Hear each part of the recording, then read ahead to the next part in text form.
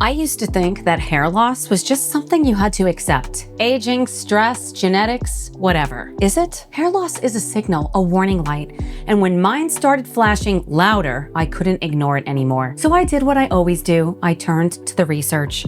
And what I found, it changed everything. Today we're diving into the science behind red light therapy for hair loss, an evidence-based, non-invasive tool that might be the missing piece in your healing journey. I'm Tara Quintana, nurse practitioner and functional medicine specialist. I've helped thousands of people get to the root causes of their health issues and finally find real answers, especially when conventional medicine leaves so much to be desired. And I've been there myself. I've lived through Hashimoto's, vasculitis, psoriasis, and multiple pre-disease states of other autoimmune conditions, and I've had a full thyroidectomy. So when I talk about hair loss and healing, I'm coming not only from a scientific perspective, it's also quite personal.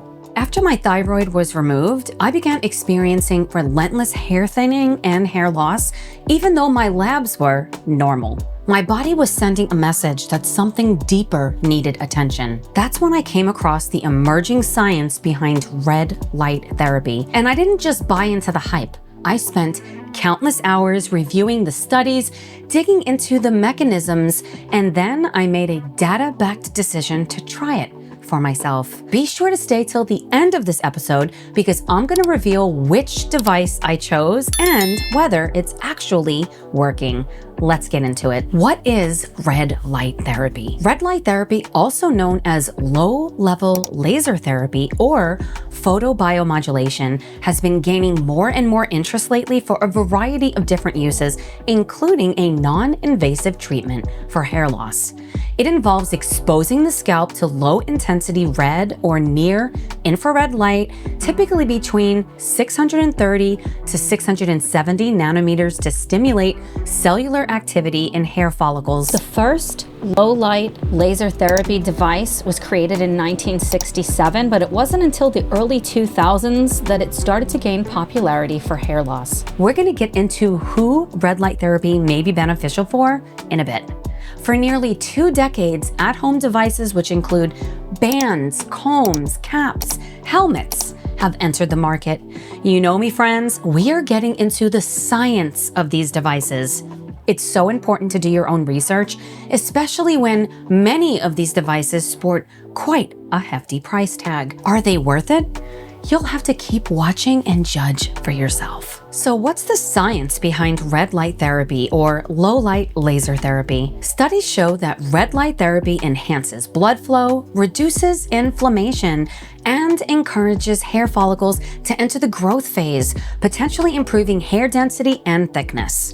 But how? The magic lies in how red light affects your mitochondria, your cell's energy powerhouses. By stimulating cytochrome C oxidase, red light increases ATP, your body's cellular energy, improves nitric oxide release, and enhances blood flow to the scalp. This encourages hair follicles to leave their dormant telogen state and enter the active growth anagen phase. A randomized, double-blind, placebo-controlled study published in the American Journal of Clinical Dermatology tested different laser comb models, 7, 9, and 12 beams on men and women with hair loss. Across all trials, those using the laser comb had a significant increase in terminal hair count after 26 weeks. Terminal hairs are the thick, dark, fully developed hairs, not the wispy, thin ones we often see with thinning or shedding. These are the hairs that actually matter when it comes to visible fullness and density. Measuring terminal hair count is one of the most reliable ways to track meaningful hair regrowth. Importantly, this growth happened regardless of age, sex, or device type. Participants also felt the difference, reporting better hair thickness and fullness, and no serious side effects were reported. In a 2023 review published in the journal Frontiers in Medicine, the researchers were looking to compare standard pharmaceuticals such as minoxidil and finasteride against LLLT and ALR ALRV5XR. That's a mouthful, my friends. ALRV5XR represents a new multi-molecular targeting agent intended to reinstate the hair follicle's natural biological equilibrium. This product utilizes botanical extracts, vitamins, and minerals, and is available in both oral dietary supplement and topical forms. The research concluded that ALRV5XR appeared more efficacious than pharmaceuticals such as minoxidil or finasteride, stating that the natural product formulation showed better efficacy without signs of treatment resistance. Wait a minute, I thought we were talking about red light therapy. We are. Stay with me. I want to draw your attention to the light green line. If you notice, initially the pharmaceuticals were winning, both in men and women. But what happened after 20 weeks? Red light therapy began taking the lead over the medications. I was pretty blown away by the data, and I'm looking at going deeper into ALRV5XR. If you're interested in a dedicated episode on this topic, let me know and I will deliver. What this evidence shows is that holistic approaches win in the end over high-dollar pharmaceutical drugs. Really hypes me up, my friends. For someone like me who's dealt with chronic inflammation and immune dysregulation, this therapy checks multiple boxes. Hair loss often is driven by inflammation, especially in autoimmune disease. Red light therapy has been shown to reduce pro-inflammatory cytokines, decrease oxidative stress, and even calm immune attacks at the follicular level. There's even evidence that red light therapy applied directly to the thyroid in cases of Hashimoto's reduces thyroid antibodies and improves gland function. So imagine what the same anti-inflammatory and regenerative effect could do for your scalp. Yes, my friends, I have given myself over to science. You're welcome. Drop me a comment if you'd like an in-depth episode on thyroid, Hashimoto's, and red light therapy, and I will add it to the list. Are you currently suffering with Hashimoto's? Have you been told there is nothing you can do? Are you tired of the never-ending fatigue, anxiety, brain fog, weight loss resistance? I put together a masterclass where I outline the top 3 discoveries that changed my life, and I talk about the 4 primary triggers of immune dysfunction that led us on this dysfunctional pathway to begin with, and what we can do about it. For now, I'm offering this masterclass for free because I know what it's like to keep searching for answers and come up empty-handed. Comment down below masterclass if you are watching on YouTube, and I will send you the link. If you're just listening to the audio, the link is in the show notes. Now, back to today's episode. Red light therapy shows a benefit for androgenic alopecia. Androgenic alopecia is the most common form of hair loss caused by a genetic sensitivity to the hormone DHT, dihydrotestosterone, which gradually shrinks hair follicles and shortens the growth cycle. It typically presents as a receding hairline or thinning at the crown in men, and diffuse thinning along the top of the scalp in women. Alopecia areata. Alopecia areata is an autoimmune condition where the immune system mistakenly attacks hair follicles, leading to sudden, patchy hair loss on the scalp, face, or body. It can vary in severity, and with some people experiencing small bald spots and others progressing to complete hair loss. Post-thyroidectomy hair loss, like mine. Post-thyroidectomy hair loss refers to hair thinning or shedding that occurs after the surgical removal of the thyroid gland. This can result from shifts in thyroid hormone levels, stress from surgery, or underlying autoimmune conditions like Hashimoto's that persist even after the thyroid is removed, all of which can disrupt the hair growth cycle. Red light therapy may also be helpful for Lichen Planopilaris and other inflammatory conditions. Lichen Planopilaris, or LPP, is a rare chronic inflammatory condition that affects the scalp and leads to scarring hair loss. It occurs when the immune system attacks the hair follicles, causing inflammation, redness, scaling, and ultimately permanent follicle destruction if not treated early. It is so important that we swim upstream to understand why you are experiencing hair loss and not just get waved off as it's normal. My research showed that red light therapy may not be as effective for scarring alopecias where the follicles are permanently damaged. Red light therapy is not a miracle overnight fix. Most studies show results after 4 to 6 months of consistent use, and maintenance treatments are essential to sustain results. But the safety profile is excellent. No drugs, no invasive procedures, no downtime, just light and hope. All right, friends, I promised, and I do deliver. After thorough research, I decided to take the plunge and order a red light therapy device for myself. This video is not sponsored. I also need to share with you that this was not an easy decision to make. Filming this video and talking about my own hair loss, it has been a difficult journey, and I really had to dig deep within myself and get very grounded. I had to prioritize my nervous system and do the inner work required to help with immune system balance. I had to interrupt today's episode just for a moment to let you know about something I created I am really proud of.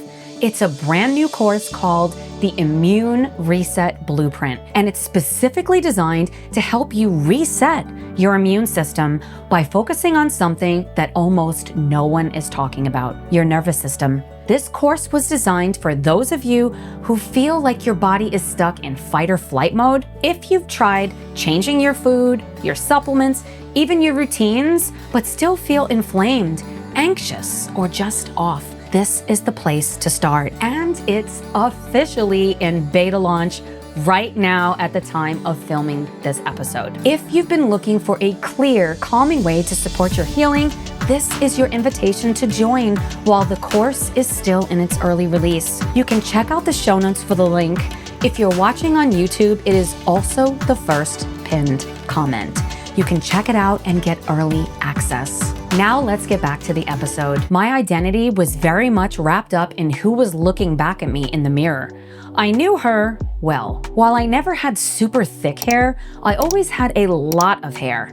I started noticing bald patches on my head, a thinning part, and hair falling out in clumps in the shower. It was very scary, and what made things even worse was the complete disregard for human emotion with social media. Literally dozens of comments by trolls saying they would never take advice from someone who is bald. How did we get here? Is this helpful for anyone? I want to hear your comments. Do you have hair loss? Have you had to endure thoughtless comments from others? It can't just be me. I decided to create this podcast episode because so many of us are suffering with hair loss and told there is nothing we can do. Where have I heard that before? Oh yeah, specialists telling me I was hopeless. How about you? Do you know why your hair is falling out? It's important to know why and not just jump straight to an intervention. Basic labs looking at thyroid levels, inflammatory markers, iron, hormones, B vitamins. Well, the list is very long, but you get the idea. If your hair loss is from a vitamin deficiency, it's important to prioritize getting in enough of that nutrient or nutrients you're deficient in. But if you've been down that road and ruled out any red flags, then red light therapy may be a treatment strategy you should consider. I've been using it for about 5 weeks, which is not long enough to gauge whether or not it's working as intended, but I have already noticed a change. I've noticed a lot of new hair growth, particularly with my thinning part. I'm seeing less scalp, which is definitely one of my goals. It's been a promising addition to my self-care routine. I've been using the iRestore Elite about 5 times per week for 12 minutes each session. Quick note from my own experience, when I first started using the device, I actually got mild headaches.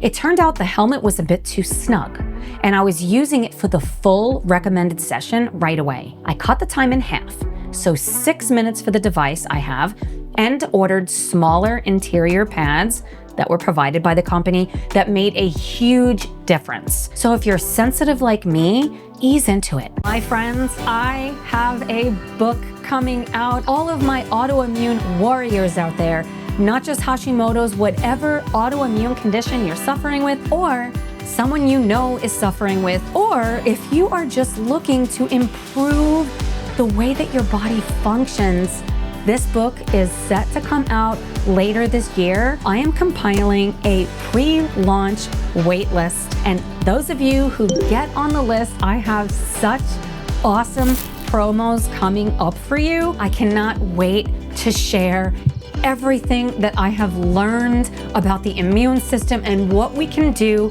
to take back control of our health. Friends, we do not have to accept our diagnosis. In my experience, what I have lived, what I see on a daily basis, healing is absolutely possible, and this book is going to show you exactly how I did that. Be sure to get on the list. Again, the link is in the show notes. Let's get back to today's topic. Comfort and consistency matter more than cranking it out to the max from day one. I did opt for the battery pack, so I am hands-free. I love this. It's super easy to have it on and check emails, read, or just relax during the session. I'm a fan of relaxing and working on my nervous system. I combine red light therapy with anti-inflammatory nutrition. I aim to consume foods rich in omega-3s, antioxidants, and protein every single day. I absolutely love creating my plate. I didn't always feel this way. It took me truly understanding what was going on under the hood for me to fully invest in my own nutrition. Remember, I was the sweet tart queen. I'm very grounded in my why, and it has changed everything for me. Root cause framework. If we don't get to the bottom of why there is hair thinning or hair loss, we are missing the mark. Functional medicine swims upstream, looking for your unique antecedents, triggers, and mediators that have put you on the pathway to begin with. Think of us functional medicine practitioners as detectives. This is, of course, if we are true functional medicine practitioners, not just supplement resellers. Yeah, I'm calling you out, all my functional medicine friends out there dishing out supplement protocols. That sounds a lot like conventional medicine to me. What do you think? And of course, I am supporting my body with the appropriate medication and lifestyle strategies since I no longer have a thyroid. Shout out to that doctor that told me it didn't matter, taking out the whole gland because I was already on thyroid medication. So it didn't matter. Doc, I thought you, of all people, would know how untrue that is. Anyway, I digress. Consistency is crucial. Regular sessions are necessary to see results. Choosing a device with the appropriate wavelength and sufficient coverage is important. Combining red light therapy with other treatments and a healthy lifestyle may enhance outcomes. If you're struggling with hair loss, whether from stress, autoimmunity, thyroid dysfunction, or genetics, you are not alone.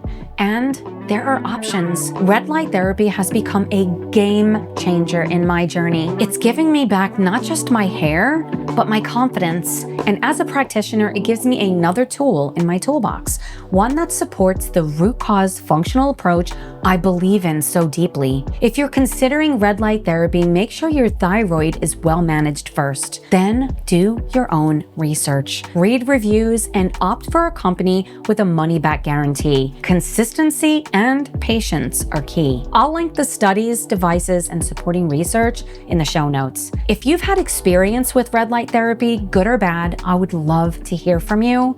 Drop me a comment below and share your wisdom. If you liked this video, you are really going to love the episode where we dove into vibration plates.